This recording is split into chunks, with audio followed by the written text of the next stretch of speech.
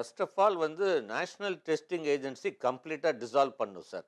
ஏன்னா சுப்ரீம் கோர்ட்டே வந்து சொல்லியிருக்காங்க, the sanity of NEET exam is compromised அப்படின்னு. இதுக்கு மேலே சொல்லவே முடியாது.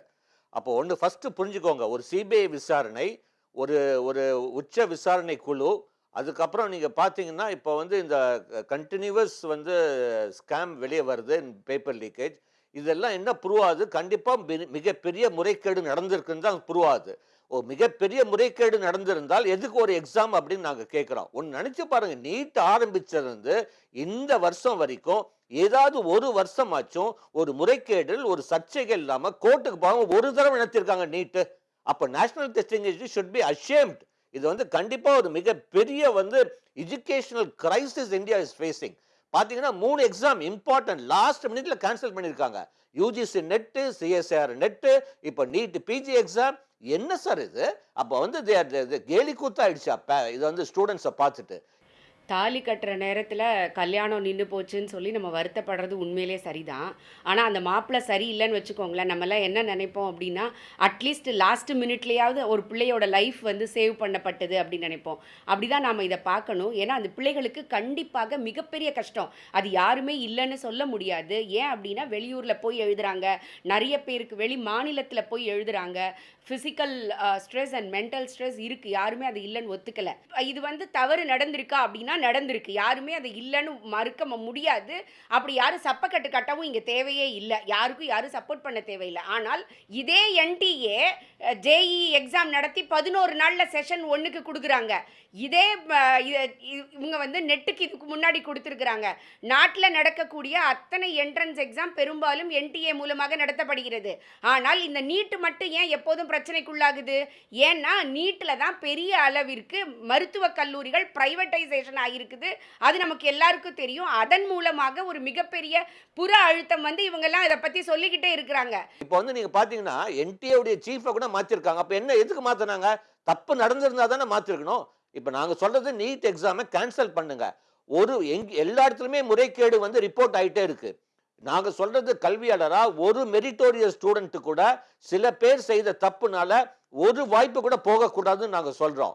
இன்னொன்று நீங்க பாருங்க, ஒரு டிரான்ஸ்பரன்சியே கிடையாது. இத்தனை வருஷமா இந்த சர்ச்சையை எழுந்திருந்தது இத்தனை மாசம், ஐ மீன் இந்த ஒரு மாசமா டிரான்ஸ்பரன்சி இருக்கா நேஷனல் டெஸ்டிங் ஏஜென்சில? கருணை அடிப்படையில் மதிப்பெண் கொடுத்தாங்க. அது ஏன் டிரான்ஸ்பரண்டா போடக்கூடாது? எந்த அடிப்படையில் கொடுத்தீங்க அப்படின்னு சொல்ல முடியாதா? நீ கொடுத்தது வந்து நீங்க டிரான்ஸ்பரண்டா போடலாமே. அப்போ டிரான்ஸ்பரன்சி இல்லைன்னா ஒரு மிகப்பெரிய முறைகேடு நடந்திருக்குன்னு தான் அர்த்தம். ஸோ இந்த முறைகேடுகள் நடக்குது வந்து அது ஃபர்ஸ்ட் வந்து கண்டிப்பா இந்த எக்ஸாமை கேன்சல் பண்ண. அடுத்து நீட் பிஜி தேவையில்லை அப்படின்னு சொல்லி நெக்ஸ்ட் எக்ஸாம் கொண்டு வந்தாங்க. 2 வருஷமா நாங்க எடுத்துட்டு வரோம். கடைசி நேரத்தில் எடுத்து நீட் பிஜி எடுத்துட்டு வராங்க. போன வருஷம் அவடக்கேடு சார், அவடக்கேடு. போன தடவை நீட் பிஜி எக்ஸாம்ல எலிஜிபிலிட்டி மார்க் கம்மி பண்ணி ஒரு 0 மார்க் வாங்கின ஒரு அட்மிஷன் கொடுக்குறாங்க. நினைச்சு பாருங்க, ஒரு 0 மார்க். அப்போ இந்த நீட்டுக்கு என்ன அர்த்தம்? நீட்டுக்கு என்ன full form? National eligibility entrance test.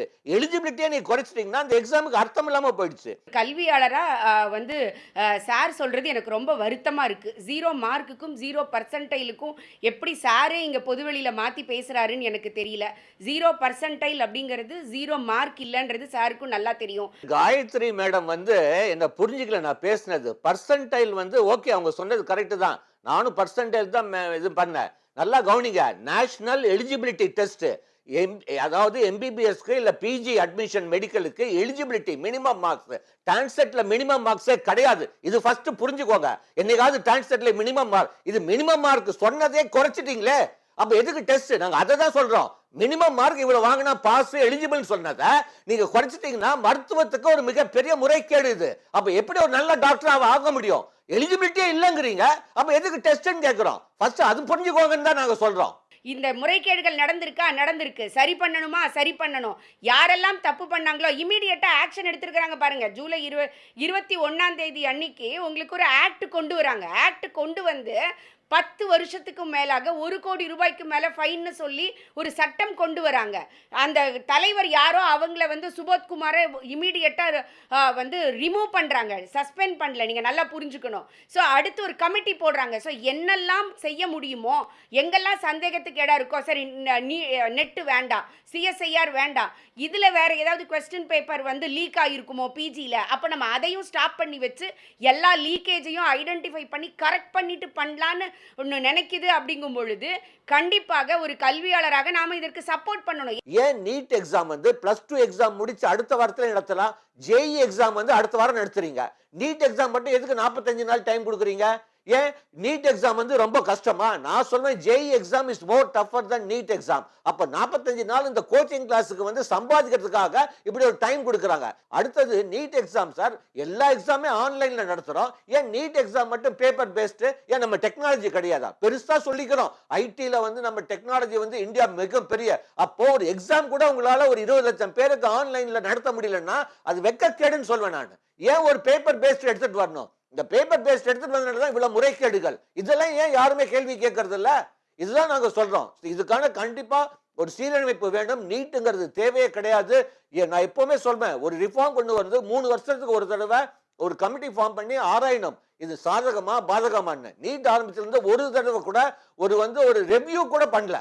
நான் வரவேற்கிறேன். 55% மாணவர்கள் நீட் தேவையில்லைங்கிறது ஒரு மிகப்பெரிய தீர்ப்பு அப்படின்னு சொல்லுவேன். உடனுக்குடன் செய்திகளை தெரிந்து கொள்ள சன் நியூஸ் பெல் ஐகானை கிளிக் பண்ணுங்க.